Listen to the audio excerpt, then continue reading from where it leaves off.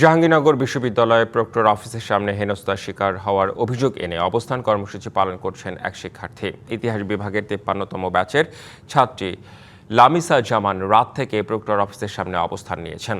এসব ঘটনার পর নিরাপত্তা জোরদার ও প্রক্টরের পদত্যাগের দাবিতে অবস্থান কর্মসূচি চালিয়ে যাচ্ছেন আন্দোলনরত ওই শিক্ষার্থী।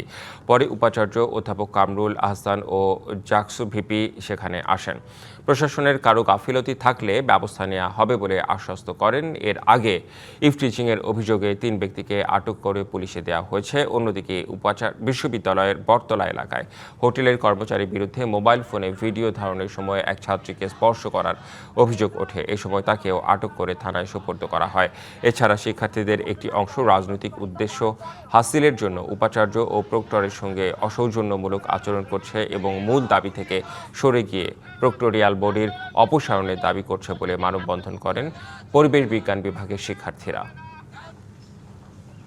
ঈদ আসবে, সাথে ক্যাশব্যাকও আসবে। নিজের বা প্রিয়জনের জন্য কেনাকাটায় এবারও নগদ পেমেন্টে পাচ্ছেন দারুণ ক্যাশব্যাক। তাই যাই কিনুন, পেমেন্ট করুন নগদে।